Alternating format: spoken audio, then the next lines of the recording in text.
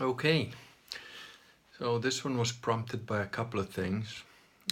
Firstly, a lady left a really quite a long comment on one of my videos, and it was quite a sad story about how she essentially has no um, knowledge of her history because both her parents are dead, and their um, their history was so messed up that they didn't really have a relationship with their own parents, and as a result, her own relationship with her own parents was somewhat estranged. And anyway, they've all passed on. Her mother didn't even really have a birth certificate, so she doesn't know her roots, her origins, and so on. And she's just basically said like how that feels, which is it's not good. But and it made me think, like I always had, even even as a little kid, we always had a pretty strong sense of our family history to a certain extent. Not particularly deep or anything, but we always knew we had a surname and that surname meant something. Then my life was pretty weird. My dad's a pretty crazy guy. If you're interested in finding out just a little bit how crazy, he's written a book called Life and Death in Africa, and he's got my same name, so it's easy enough to find on Amazon. And it's an amazing book. So if you want to read a real story of very entertaining, really, really good book, well written. His original was written in phonetic English, but that got all fixed by my editor, which I think probably went blind after fixing that book. But the thing is, the content is amazing, and it's very easy read, but very, very interesting and entertaining. And the fact is, every single thing in that book is true. And there's a bunch of stuff that's not in the book, probably because he's still alive, and I think he wants to spend his last few years in freedom. you know Plus some things he just wouldn't say about other people. But anyway, the thing is, as a result of that, I remember a conversation I had with my father once. I'd already left home, and sort of we'd argued and stuff, and then we'd sort of got to know each other again a bit, and we're just sitting out late at night outside his front door, sort of thing. And I said, yeah, I fucked up. I care about the name, and I messed up. And I looked at him. I said, I don't give a fuck about my name. And he goes, yeah, you don't care because I fucked it up. But we had a name, then I messed it up, so now you don't care about it. And I only realized quite a few years later, that he was right about that. And I do care about my name. And I've never been one to follow moral rules imposed upon me by other humans. But I've always had an ethical streak in me, which I always had a line. In fact, my line was so clear that members of my own family accused me of not being human. So, that's just because I wouldn't fucking do drugs or, all sorts of other shitty things. I mean, I've done plenty of shitty things, but I had a code, kind of like one of those old style mercenaries or something, It's okay to, go to war and massacre Saracens or something, but it's not a right to steal, It's whatever. Anyway, the thing is, as I've shown you guys before, my family emblem and so on, I went to trace it down and the history of it. It is important. Your origins are important. And I tried to put myself in that lady's position, like, well, what would it be like if I had no history, if I didn't know where I came from, if I didn't even know, what my origins were. And it's tough. But, and I don't know whether this lady has, whether she's married, whether she's got kids, or whether she will have kids, whether she's too old to have kids. I don't know. I don't know anything about her. I sincerely hope that she either had kids or will have kids, and I sincerely hope that she's happily married to somebody. But I don't know, my heart went out to her. I said a little prayer for her. So that was one thing.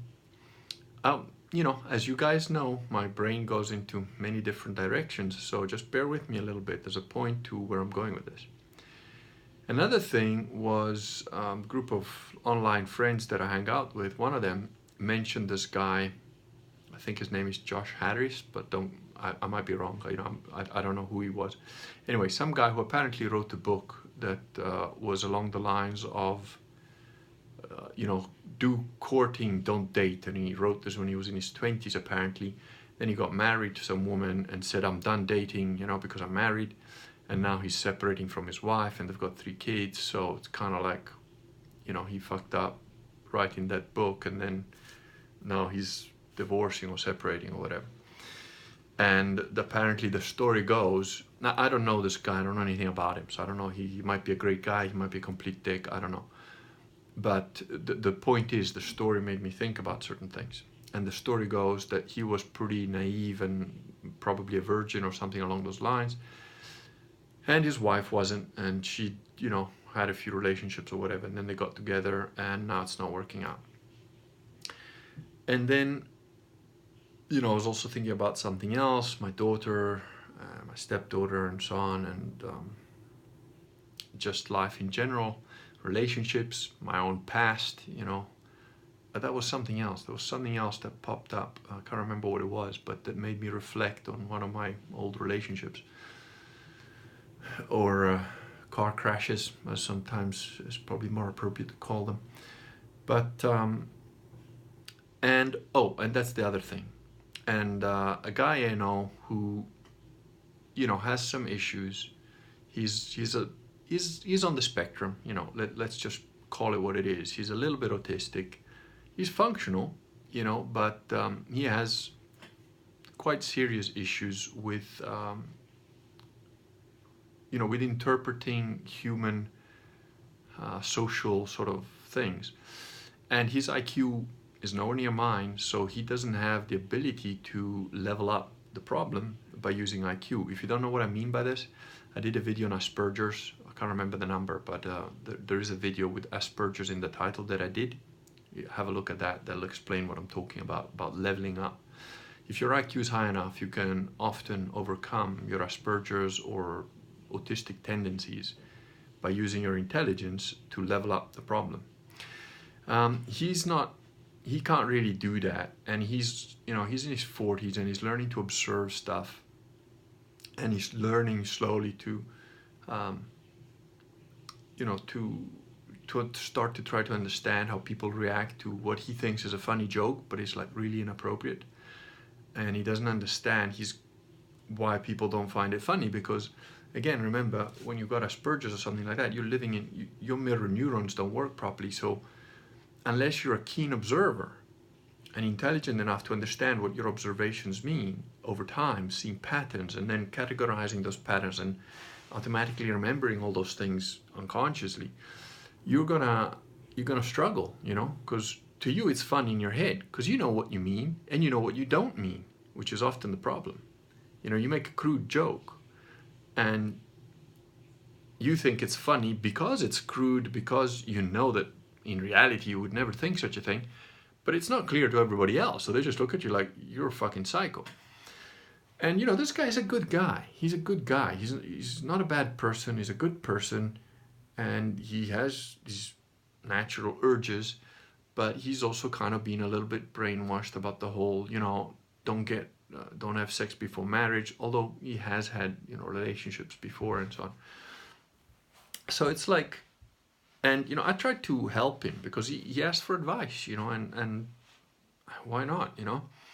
And he's in a group of people that for the most part are all very Christian, in inverted commas, and they all say, you know, no sex before marriage and all that. Now, I'm Catholic, as you all know. I think I might have mentioned it, you know, in passing. But, so yeah, technically no sex before marriage. But as you also know, I've only been recently Catholic. And the whole concept of no sex before marriage was absurd to me for most of my life. And to a great extent, it still is. Here's why. Now, I know what the rules of the church are, and I know that it is wrong for a human being to say, oh, but I'm just going to ignore that rule. I kind of know it's wrong, but it doesn't really apply to me. No, that's not how it works. You break the rule, you're doing wrong. There's no doubt about that, okay? Let's be clear. We're not Protestants here, you know. I'm not a Protestant. I don't pick and choose which rule I like and which rule I don't like. There are rules of the Catholic Church I don't like, and, you know, there's one of them in particular that I want to delve a little bit deeper into it, but as far as I understand it, dueling is forbidden to Catholics. You cannot duel because it is considered a sin of pride, and the fact that you might take a life or lose your life over a disagreement just doesn't make sense. And you can see the logic of that, right? You can absolutely see the logic. You can see why it's a sin of pride and so on. Now, my contention is simply this, that sometimes it's not about pride, it's about principle, it's about justice, it's about that sort of thing. You know, but the rule is the rule, right? So if I were to have a duel to the death with somebody and I kill them or whatever, I am under mortal sin. Worse so, because I know the rule. I know that I shouldn't do it. So if I did such a thing, I broke a rule intentionally, knowing it's a rule that I shouldn't break and so on. So it's a lot worse, you know. And what that also shows, to a certain extent, if I did that, it would also show my lack of true understanding, right? Because if the teaching is correct, right? If the teaching is true, is based in truth, God, love, beauty, justice, and so on, then my breaking that rule essentially shows my lack of understanding of the truth, to whatever extent. That said, you know, when it comes to no sex before marriage, you also have to understand the milieu in which you live, right? And remember, I'm not a martyr. This is important. And remember, three-dimensional thinking, please. This whole video is going to mean shit to you, and you're going to think I'm a hypocrite if you don't understand three-dimensional thinking. So watch the last video, okay? That talks about that. If you don't know what three-dimensional thinking, what I mean by that, you know, try to follow this video with that way of thinking, because there is no hypocrisy in anything I'm saying, not a single point, right? You need to understand what I'm saying. The lines are very clear, but they're not clear to you if you're a binary thinker. So the point is, we live in a world where courtship or no sex before marriage or that sort of thing that ship has fucking sailed, all right? Unless you're, I don't know, an Eskimo living out of contact with the rest of the world or something like that. You know, the modern world, infected by the poison that comes out of the TV screens, mostly created by Hollywood, and we mostly know who those people are and why they do it. And if you don't know why they do it, look into the Weimar Republic and what kind of filth and degeneracy was being pumped into Germany in order to destroy the people, to destroy the soul of the German race. And look, I'm not a fan of Germans, right? I mean, those fucking guys are just, they don't have a lot of imagination, and they're like wind-up toys. You know, you just wind them up in the right direction and they're like, oh, yeah, you know, fucking, they'll believe any fucking thing. But they had a strong work ethic, they had a strong social ethic of doing the right thing. And that all got completely corrupted by pornography, by the homosexuality, transgenderism, all the stuff that is being pumped into our heads daily on every front right now. So the point I'm making here is, again, you live in a world that is completely corrupt, completely fallen, to a degree that, you know, we're beginning to approach or perhaps even surpass the Roman Empire at its most corrupt. You know, we're talking Caligula times here now. You know, the random orgies in the Vatican. You know, it's just, we're completely fucking lost. So let's say you're found, all right? I mean, that's what happened to me. In essence, it's kind of my story. So it's you know it's real. You know, it can happen, right? I mean, I was a pretty debauched guy, and I'm not going to go into the details of it for a number of reasons, but, you know, I was with a lot of women, more women than most men are. You know, there are some men that are very much more debauched than I am, and are even with even more women. But keeping in mind that I started out, you know, thinking one woman for life and that's it. Although I wasn't Christian, I was an atheist, right? But the concept of loyalty was not foreign to me. And I was with my sort of first girlfriend, really. I was with her for like 13 years. And, you know, it took that long to realize that she would never become the person that I thought she was going to become, and that I thought that if I stayed there long enough, she would eventually move towards, you know. And plus, like every human being, you know, we all have our own damage, our own baggage. She had hers, I had mine. But it is what it is. And then I got married for the first time shortly after that. And that was a complete, total fucking mistake. And then after that, I had another relationship that was actually really important to me. And I thought she might end up being the one. And that fell through. And then I had like a brief sort of thing with about 6 months with some other girl. And then that fell through. And then after that, I was like, fuck it. And there, you know, it became a revolving door. And I literally, as soon as a woman did something that just pissed me off slightly, I was like, bye, fuck off, next. And I spent a few years like that. And, you know, once you do that enough, once you've been with enough different women and so on, it gets to a point where it's just a blurring of faces, bodies, and, you know, and some you remember more than others, but some I'd struggle to remember their names, honestly. Some I didn't even fucking know their name probably before we had sex. So it was just, you know, whatever. The thing is, from that, I had an experience that showed me God is real, God exists. And then I started reading the Bible, and then I realized what we're supposed to live like. And once you understand that, yes, the rules of no sex before marriage make absolute sense in that context.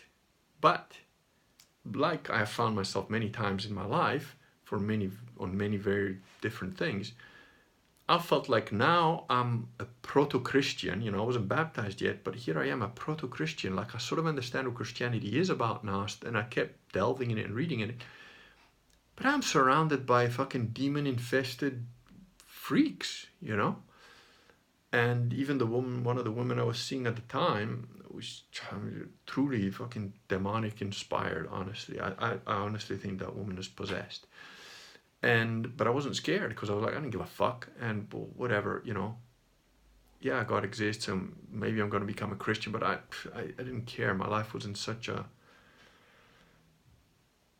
you know, crushed sort of place that it was just like, fuck it. I just put one foot in front of the other, go to work, I do my thing, and I didn't care about anyone or anything really. You know, it was just live the next day because I have a kid, and no matter what happens, eventually I'll see her again, and I'll have, you know, some time with her, and I need to stay around. But in the meantime, you know, from here until that day, I don't know. I don't care. And that got me to think about loneliness, and, you know, people who are lonely and who are alone, who don't feel loved, who maybe don't have anybody that loves them and so on. And I know a lot about that. I know a lot about that because, yeah, I was with a lot of women, but I also spent periods of my life very alone. Even when I was with a lot of different women, there was a lot of time on my own, you know. And then after I, you know, I had this weird job where I was flying all over different countries and so on for a while. And I lived in Venice for a while. I was shuttling backwards and forwards between, you know, London, Venice, Kazakhstan, and some other place. And, you know, I met some interesting people and whatever, but I never really had any chance to be with anybody very seriously, you know, except this like one crazy, you know, demonic type thing that was on, off, and whatever. And when I knew that I had to be in Venice for some time, I thought, this is going to kill me. I remember walking through that city, which I love. It's the most beautiful city in the world, bar none. I remember walking through there at night thinking, this is going to kill me. There's too much beauty here. There's too much. It's so beautiful. Everything is so beautiful. And I'll be here alone. It's gonna fucking break my heart, you know? And it did in a way. But I also knew, while I was saying that to myself, I also knew it's gonna break your heart, but you kind of need this. And I only learned that from training. You know, when you go training and you got broken ribs, you got a broken nose, you got broken hands, you got dislocated shoulder, you got a broken toes. You can barely fucking stand and walk normally, never mind in fighting now. And then you have to go in every day, and you get bashed and more bashed and more bashed, and you can't breathe properly at night because your nose been broken so many times, and you fucking don't sleep, and you go in and you're scared because you know they're gonna gun for you, and you know there's plenty of them, and they gotta do this, beat you up because you want to go for the black belt thing, and it's just fuck you, you know. And eventually, but something inside you keeps telling you, just keep going, man. Just keep going. Somehow, in a way, this is going to be good for you eventually. And it is. But you don't know it. And, you know, we're all weak and scared and whatever, so it's easy to give up. But if you don't give up, and if you've got that thing inside you that just makes you keep going, that it's like, oh, fuck them, you know. You'll have to kill me. You've broken my nose, you've broken my ribs. I'm still standing, bitch. I'm going to spit blood at you if that's all I can do. And you keep going, then you get through it. And then after you get through it, then on the other side, you're like, oh, I'm different now.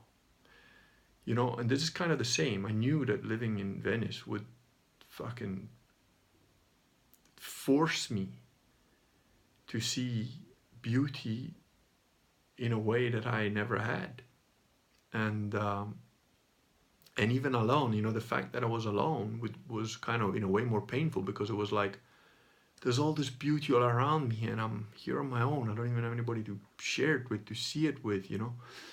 And I hung around with the people that I worked with and whatever, but I've always been pretty much a loner, not necessarily by choice, but I think, you know, I was so kind of different from everybody else that you grow up sort of realizing you can't really communicate with people that well anyway. So I'd rather read a book or whatever. And I spent many, many nights. I hardly ever watched TV there, you know. I watched, I think, one series of Longmire that only came on once a week on Italian TV with English. I think it was English. It was dubbed, but you could like put the original on. That's it, you know. And that's all I ever watched. So maybe like 7 or 8 episodes of something. Hardly ever had the TV on. I put music on sometimes, like classical music, and I'd read a lot. And sometimes I'd just lie on a couch, looking at clouds, literally, or looking at one of the calles, or going for a walk late at night. And there was a softening somehow, that armor that had been cracked and broken and dented and fucking burnt and everything inside me somehow softened, somehow. And I prayed, you know, I prayed regularly.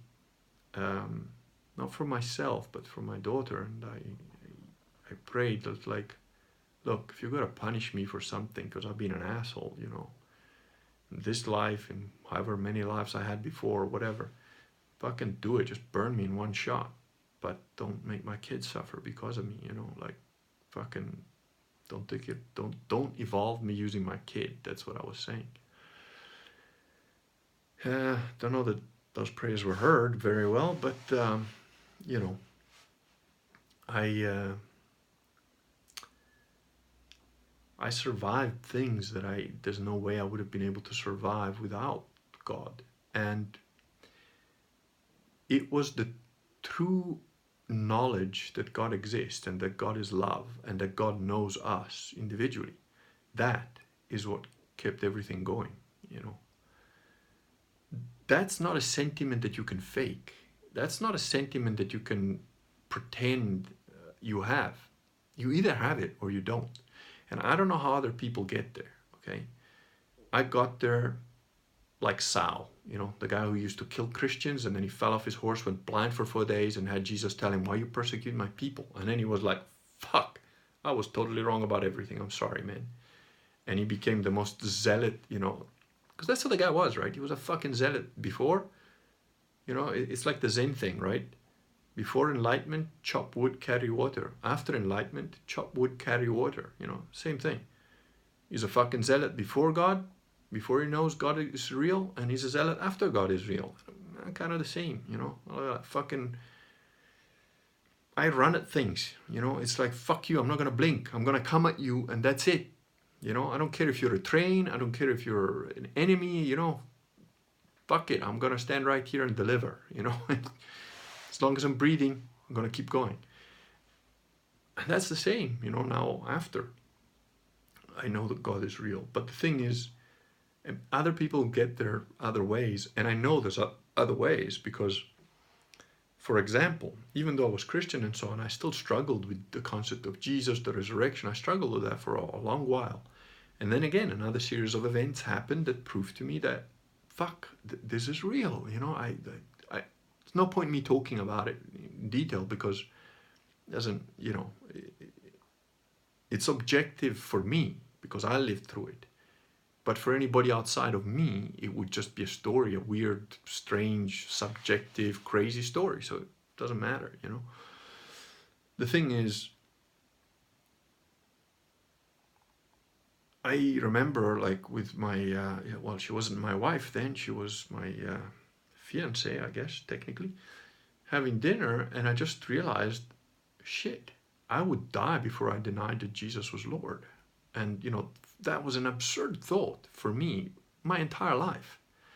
My entire life up to that point, while I was having dinner, I don't know what made me think about it, but I realized, fuck, how did that even happen, you know? And that was kind of amazing. And the thing is, you know, I went from being completely on my own and not even, you know, I had opportunities and I had other women like come to me, and I did have a little fling with this girl that, you know, she was a good Catholic girl, and I didn't actually do very much with her. I did for her, I didn't do for myself. Because I knew if I did, you know, go the whole hog with her, she'd end up getting hurt, and I didn't want to hurt anybody. I've never wanted to hurt anybody, you know, I've never been that way built. But the thing is, from that loneliness, once you just accept it, not as a poor me thing, but just like stay open, you know, stay open, which hurts like a bitch, right? It's easier to just go, oh, poor me, and feel sorry for yourself. That's easier.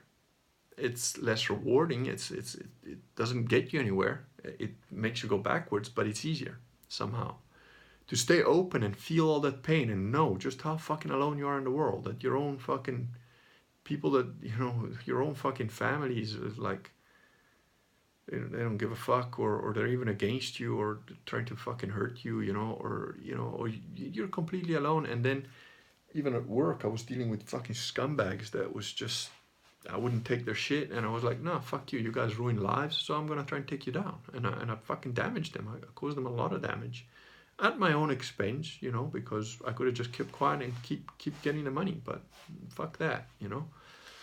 I wasn't going to do that. So it cost me money, and it cost me, you know, time, of course, because instead of having savings or whatever, I had fuck all, and, you know, I had fuck all.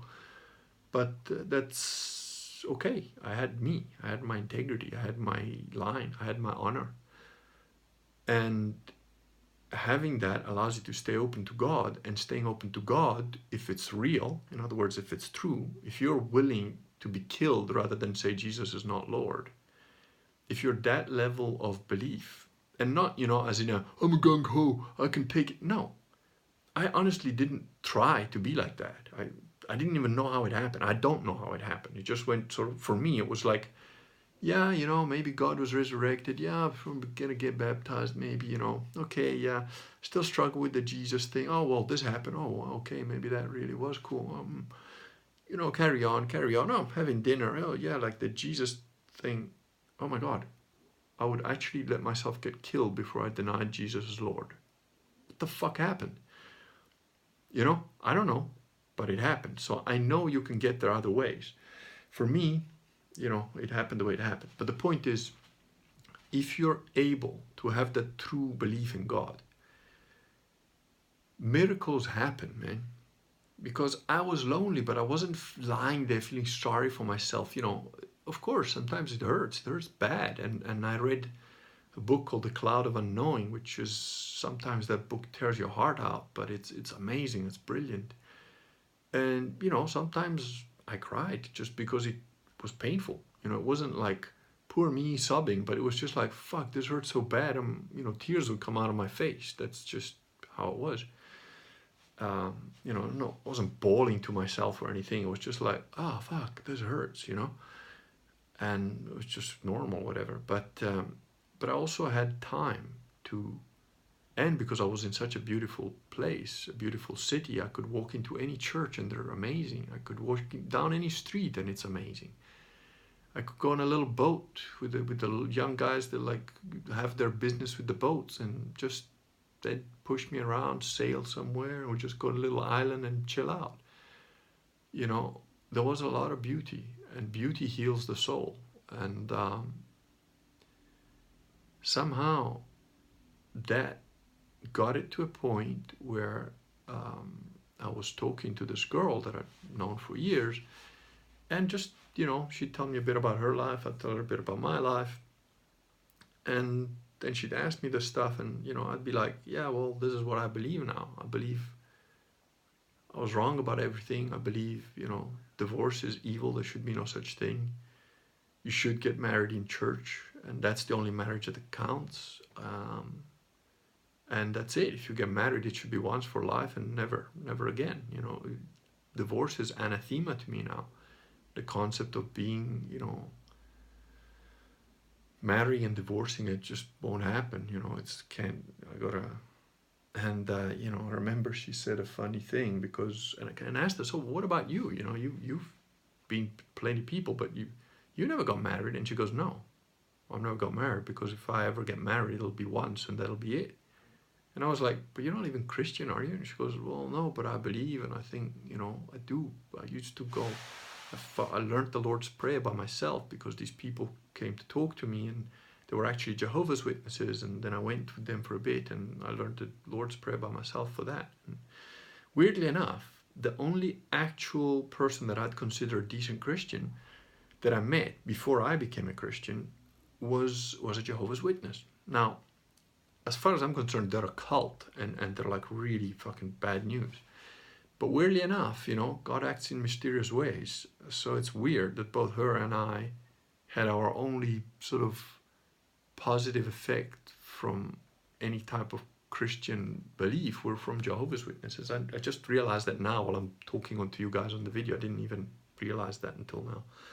But anyway, and so we talked, and we found out we agreed on all this stuff. It was like, oh, so you think that too? Oh, so you think that too?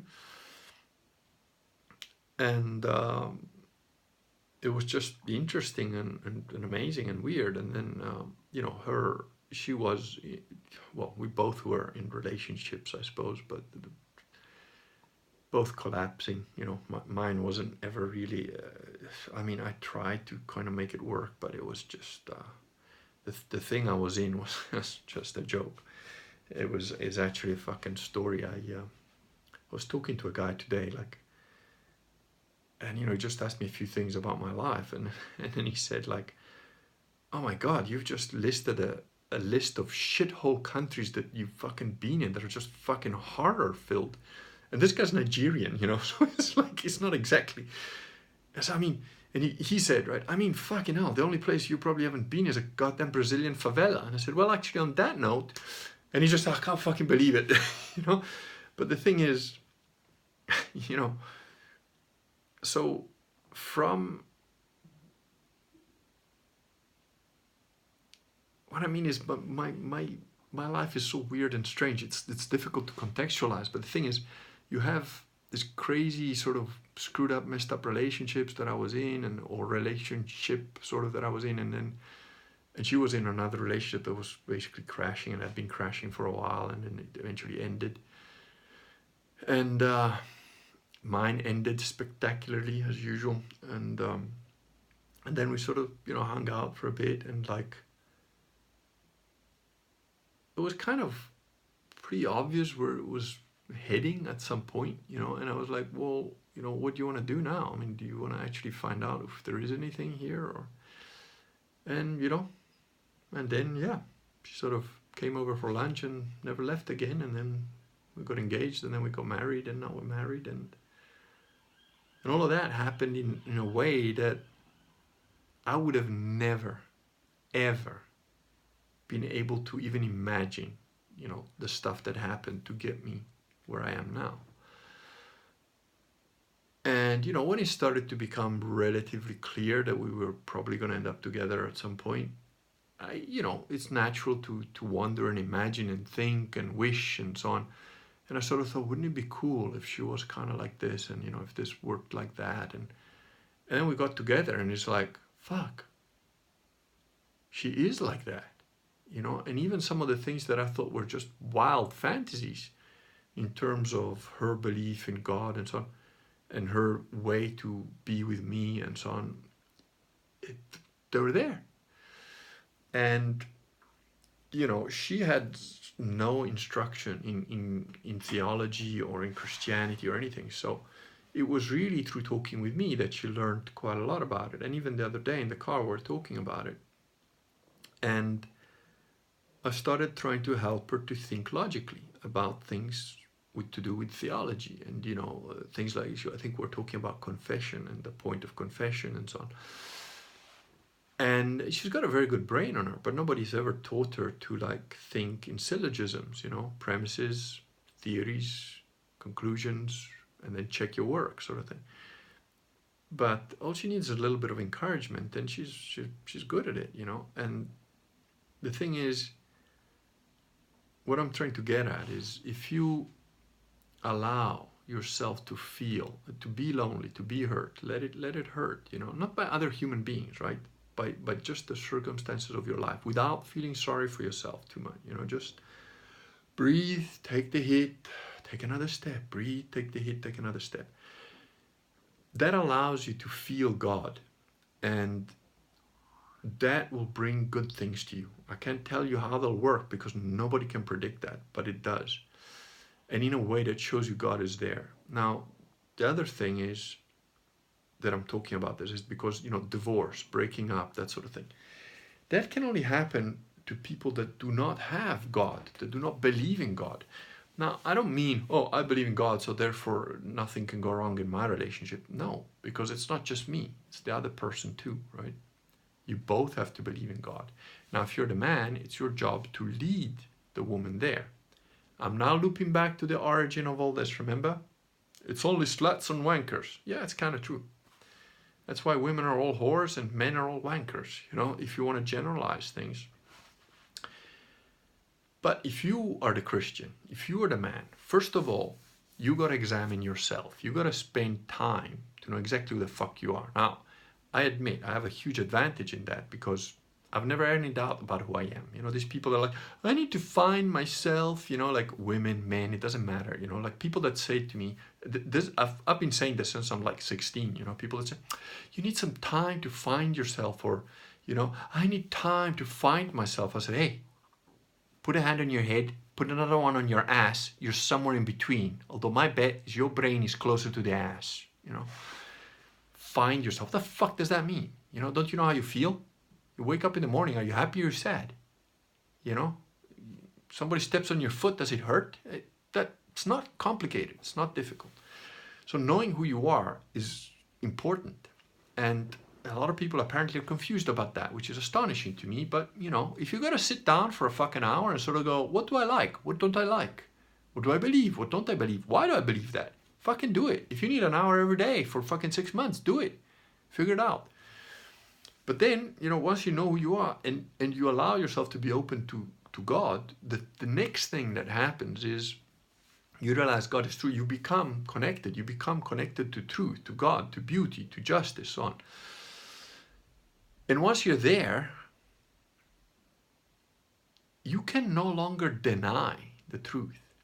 So if you then get married to a person that also believes that way, you're pretty secure. You know, you look, nothing is ever completely safe because, you know, we live under the dominion of Satan and so on. But the thing is, you have a belief in you that you're willing to die, not for glory, yeah, not for so that people know that you were a good Christian or a good martyr or whatever. No, alone, with nobody watching, in the dark of a fucking cave in Afghanistan where nobody will know your fucking name.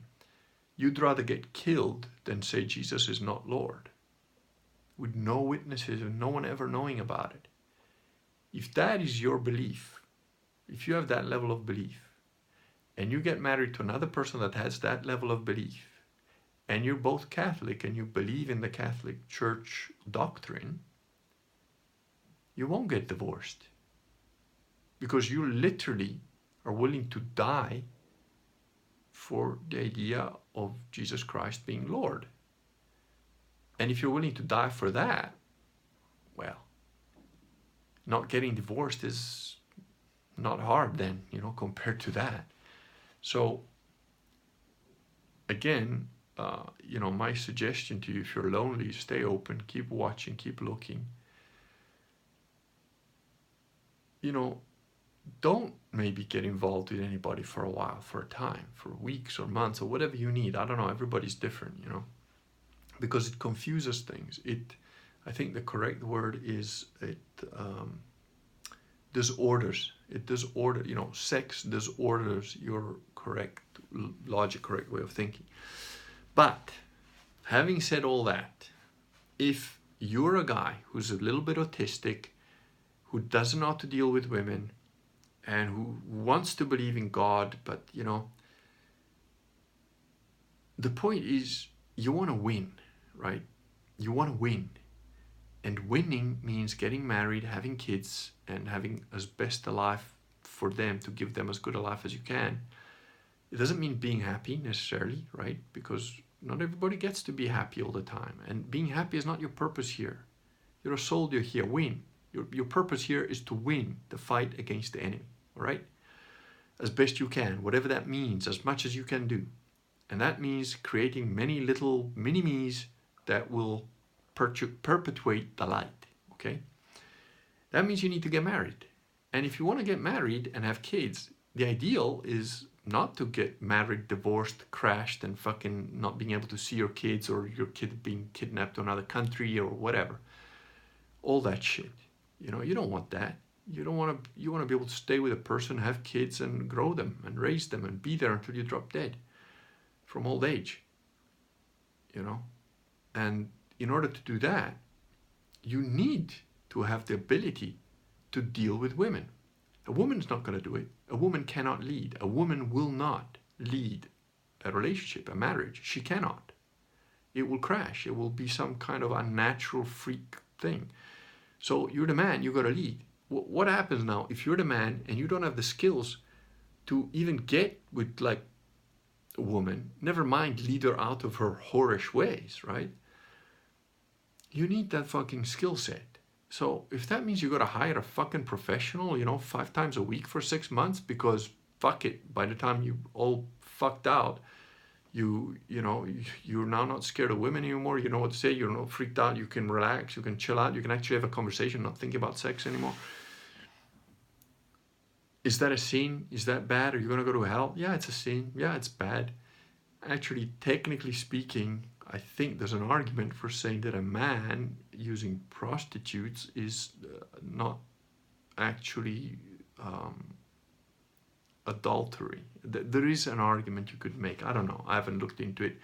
I've never, you know, patronized whores. So, well, you know, not the ones you pay by the hour. Let's put it that way. You know, I've been with a lot of women that are very fucking whorish, but, you know, whatever.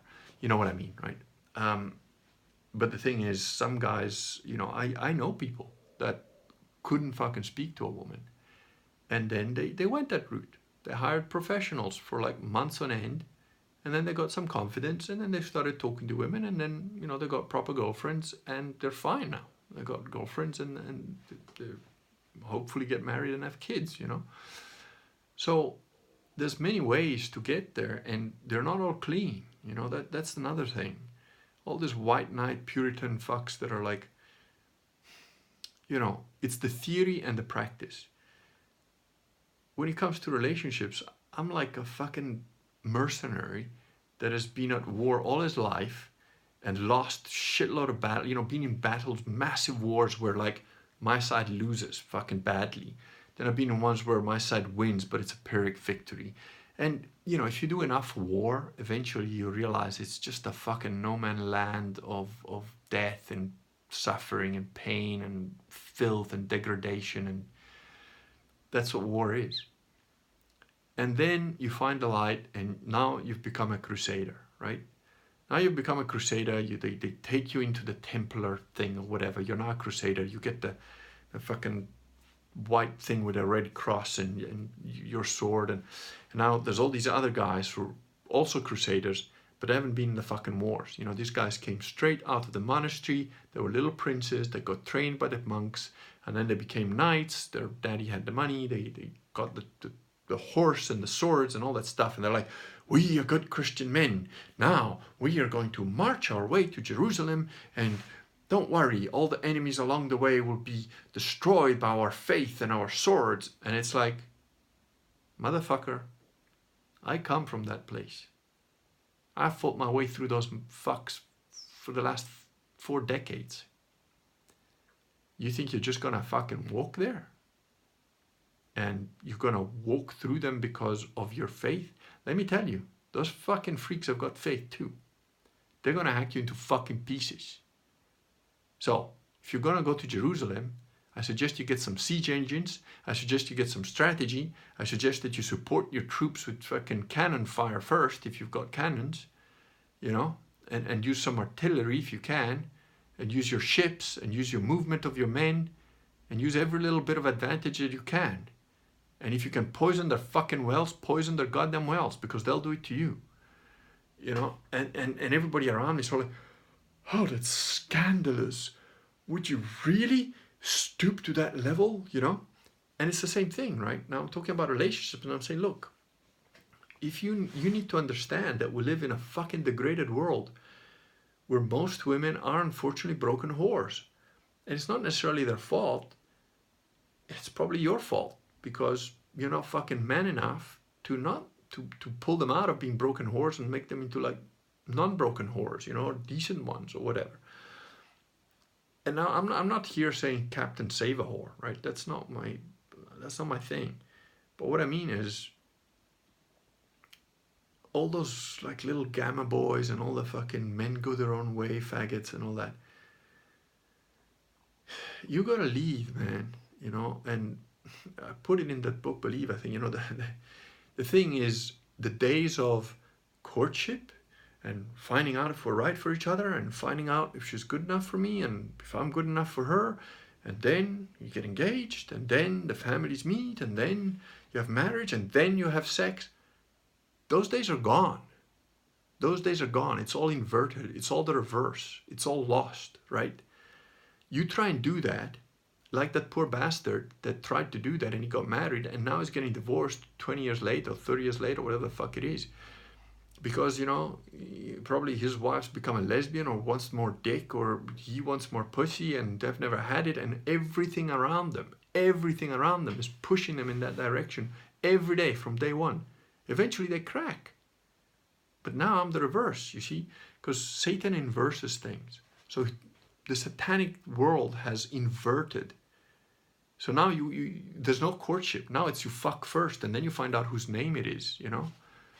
And if you're gonna win in that world, it doesn't work courtship, engagement, marriage, sex. It's the other way around. It's bang them hard enough that you can, you know, get to be with them enough to find out, are they good enough for me? If they're not good enough for you, if they're completely, you know, unsavable, then do what you can and then say bye and move the fuck on. Find one that you can bang, and then you sort of like, no, she's salvageable. We can do something with this.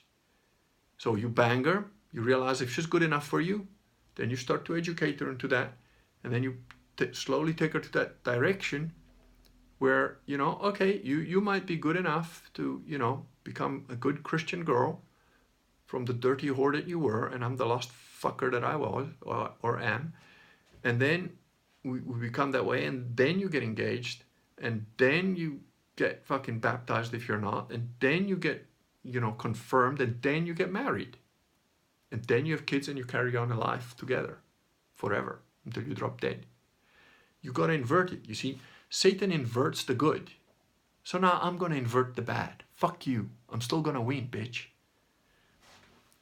If you're a fighter, if you're a proper soldier, if you're a proper warrior, if you're like you don't give up just because everything is stacked against you. You don't give up just because there's no way out. There's no way to win. I wrote a thing on Men of the West a while back about Generation X. It's the one that's got the t-shirt. Unfortunately, they didn't put the guy who posted it put it under his name instead of the Kurgan, but I think if you search for my name, it should still come up. It's about Generation X, and it's like a millennial complaining about Generation X, and they're not leading the millennials and whatever. And I responded to that. And I said, listen, you gotta, there's a whole other bunch of stuff. There's a piece in there that was like, you gotta understand, the Generation X guys are either completely despondent, fuck you, they don't care about anything, or they're like me, which are like, you gotta understand, we got oppressed by the fucking boomers all our lives. All you heard was like, oh, you're not good enough. When I was your age, when I could do this, and I could do that, and then they block all the doors. Why didn't you do this, kid? And it's a fake, it's a trap. It's a trap. Why didn't you do that? That'll work for you, and it's already blocked off. It's already a dead end. They try and put you in a dead end just to make themselves feel better about themselves, and they close off all the things that they had and disappeared. They don't let you have them, and then they fucking say, oh, why aren't you doing what I'm doing? That kind of shit. So it was like, you can't win, kid. I don't care. Fuck you. Oh, that way it's going to be wrong. I don't care. Fuck you. Oh, that's going to make a problem for you. You're going to get hurt. Yeah, I don't care. Fuck you. Oh, you can't win. You're going to die. I don't care. Fuck you. That's the attitude, okay? Oh, you can't win. The demons are men. I don't care. Fuck you. And you know what?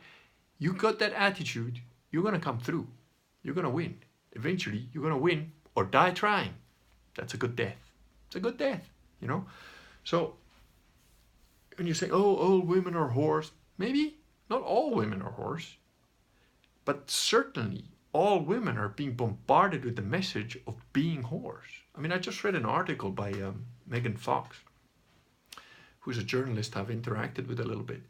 And she just wrote this thing. Apparently there's a show called The Bachelorette. I wouldn't know. And on this show, there's like some kind of whoring thing. But anyway, she mentioned a lady that was, I think, a professor or something, who had a girl come to her say, but should I go to counseling because I'm a virgin? And she goes, what are you talking about? And apparently this girl had a bronchitis, and she went to the nurse on campus, who said, oh, I've seen your medical history that you're a virgin. And she goes, yeah. And thinking, what the fuck does that have to do with my bronchitis? And it's like, oh, would you like to have some counseling for that?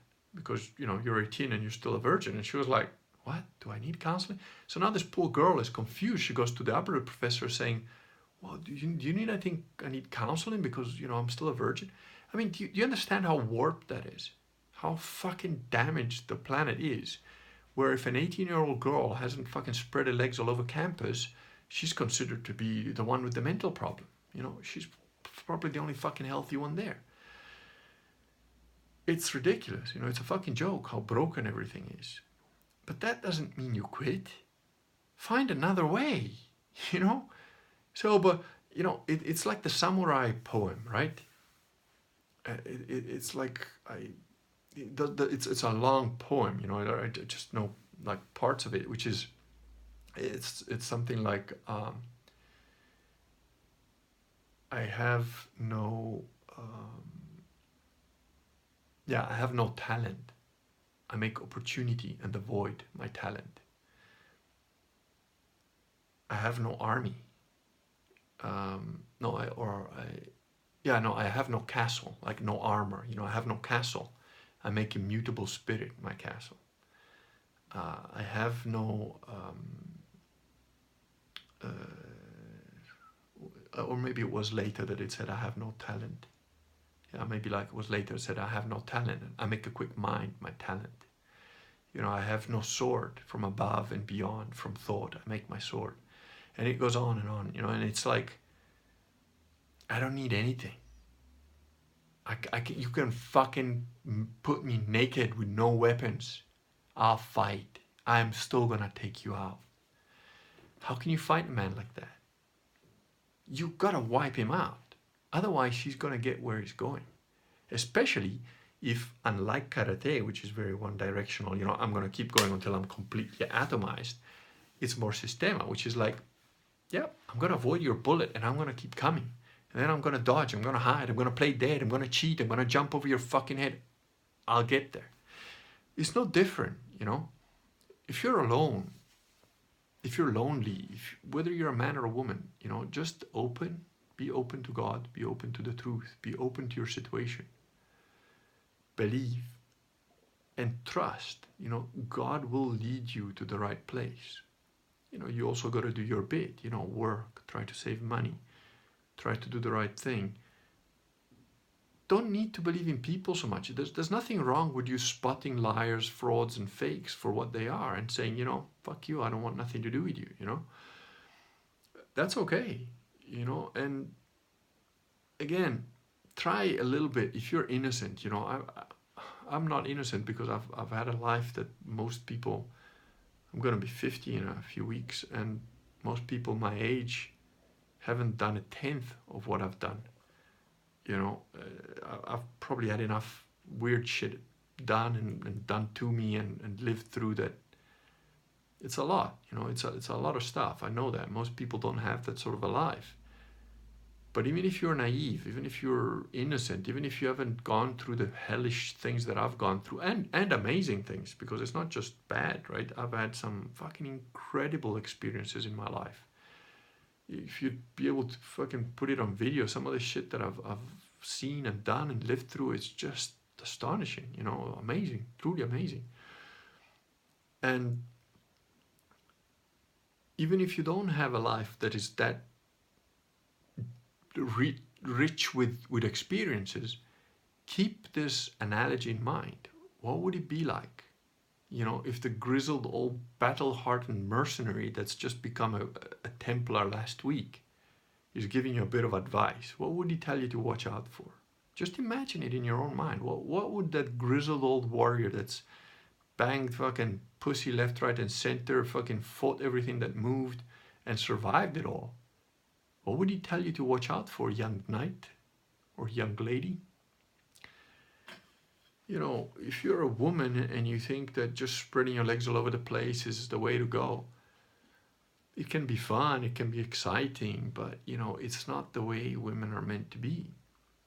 And, for a man to bang a lot of women doesn't hurt us, it actually makes us, in some ways, it makes us stronger, better, if we don't get caught up in it, because it's so easy, women, the pussy is such a powerful thing. Remember, like my grandfather used to tell me that his grandfather used to tell him, we didn't have cars, and they used to say that like a pubic hair of a pussy pulls stronger than a cart of oxen. Those old fuckers knew what they were talking about, And the temptation, the lust, the excitement of being with a woman is so powerful that it's destroyed empires, right? I mean, look, the oldest story in the world, right?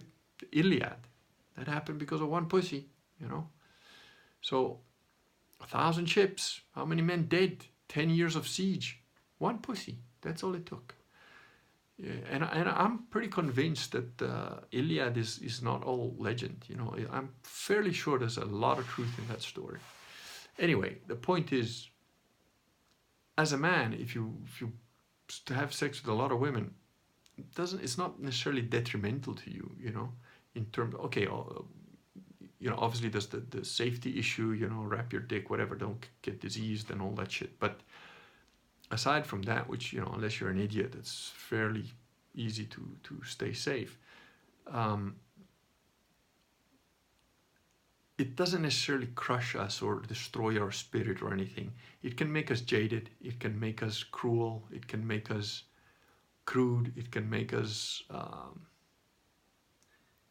too harsh, perhaps.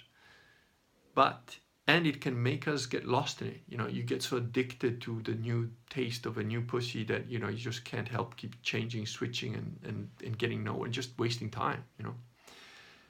But if you're strong enough, after a while, you'll get kind of bored of it. And after a while, you realize, oh, fuck, you know, I can do this all my life, but so what?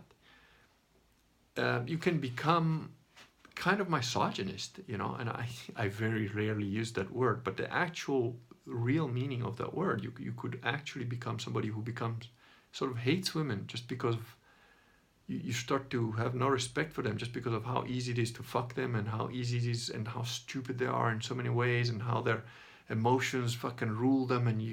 And as a man, if you don't appreciate what those things are and where they come from and what for, and you just see them in the context of sex, you're gonna get lost. You're gonna get lost because you think, oh, they're all fucking dumb. They're all dumb, stupid, and they can't fucking handle their emotions, and you can make them do whatever you want just by, you know, make them come hard enough. They think they're in love. Fucking dumb bitch. You know, you can start to think that way, and it's wrong. You know, that's a wrong way of thinking. That's not to say that there aren't women that are dumb bitches. There are, just like there's a lot of fucking idiot men, you know. Just remember, most people are fucking idiots, but the point is, you know, there's a reason why women have such strong emotions and why their emotions sway them. And in the right context, it's good, it's beautiful, it's kind of sexy, and it's entertaining, and it's loving, you know. But we don't live in a place that respects that. We don't live in a place that allows women that, because they're also protected. We live in a fucking shambles. So now their emotions become their own worst enemy, because they kind of have to be like men. And, you know, for a man to have uncontrolled emotions is, you know, it's the end of him. Men that have uncontrolled emotions end up in jail, dead, or, you know, some other horrible fucking thing. So it's up to you. You have to a little bit become that grizzled fucking mercenary, a little bit, just enough to like fucking say, right, that's how it works. Okay, now I know where the bullets come from. Fuck it, now I'm armored. Now, oh, there's that girl. Oh, look, everybody thinks she's a broken slut whore. Like they all think that every woman is, but, you know, that one just hasn't been helped, hasn't been shown. Don't get, you know, hung up on save a whore. Don't become like, oh no, we have to save all the broken whores. No. But just because a woman's been with like 3, 4, you know, the thing is like, oh, the statistics are, if a woman's been with more than 5 guys, you know, the divorce rate is 80%, or whatever the fuck. Yeah, but who's making the statistics, and who's looking at that, and which you know, you can't look at it like that, because women are people, you know.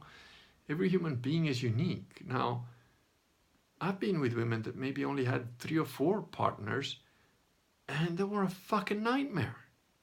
And I've been with women that have probably had over 100 partners. They're pretty easy to get along with, you know.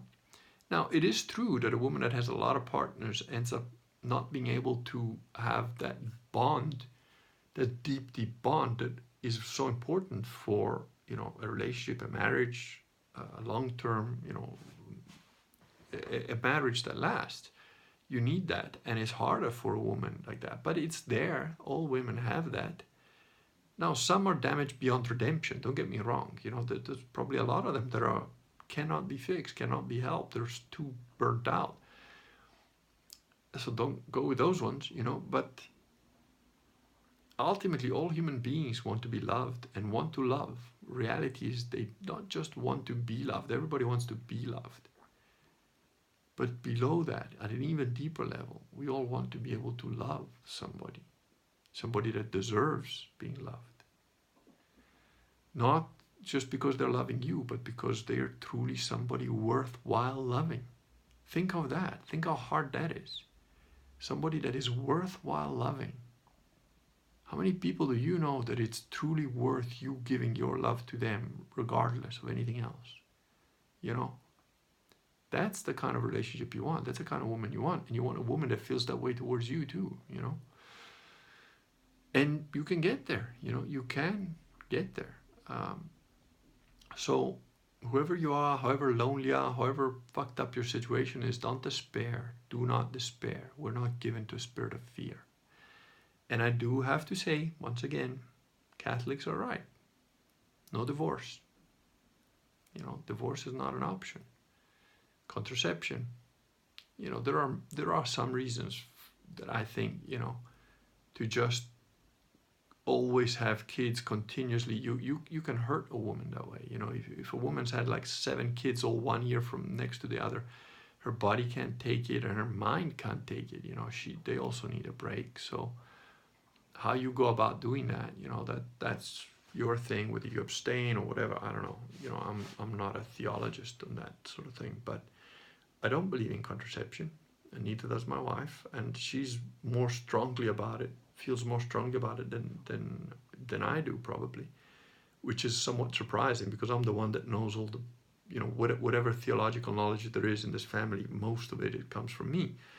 But she instinctively has some instincts about things that are so strong, and she's always had them, because women do have some things like that, and she raised herself, really, like her family history is fucking not good, but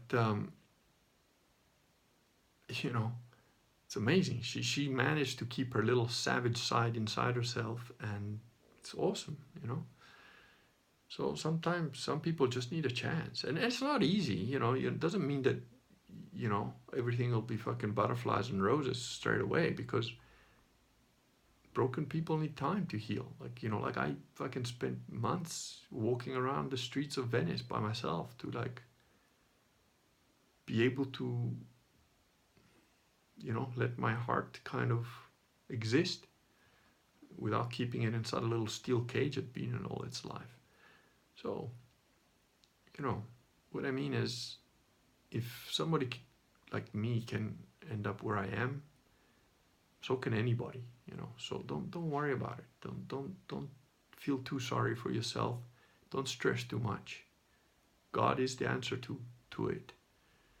And if you're an atheist and you don't believe in God, you're gonna have a hard time. You're gonna have a hard time. Eventually you'll crash, and then you'll see God. That's how it works. Or you won't, and you'll go to hell eventually, because there's only those 2 paths. And if you think I'm talking shit, I understand. I was there. I was you. I was one of you, thinking, people that talk about God, they're talking shit.